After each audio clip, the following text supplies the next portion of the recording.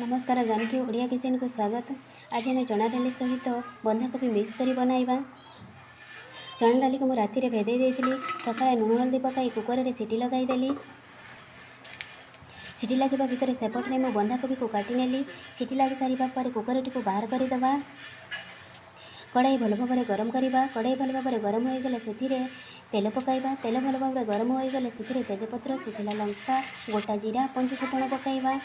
Next पियाज पकाइबा। स्वाद अनुसार लुण पकाइबा। सुनहरा होगा पर्यंत पियाज आम वेट करवा। पियाज सुनहरा हो गले से आम स्वाद अनुसार अदा रसुण पेस्ट पकाइबा। अदा रसुण पेस्ट भल भाव हो गले काटिथिबा टमाटर पकाइबा। हलदी जीरा पाउडर धनिया पाउडर करी पाउडर चिकेन मसला काली मिर्च हिंग लंका पाउडर आदि पकाई टिके पानी देई आमे ताको भल भाव कषिबा। एहीपरी मसला रे तेल बाहरिले आमे जानिबा जे मसलाटी आमर रेडी हो जाइछि।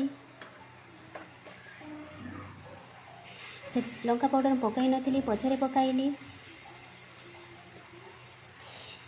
नेक्स्ट काटिथिबा आलू और बंधाकोबी को पकाई देबा। भल भाव मिक्स करवा। आलू और बंधाकोबी भल भाव हेबा पर्यंत वेट करवा। आलू और बंधाकोबी सीझी गले आमे सेथिरे सीटी लगाइथिबा चना डाली पकाई देबा और गरम पानी पकाइबा। फुटैथिबा पानी पकाइबा।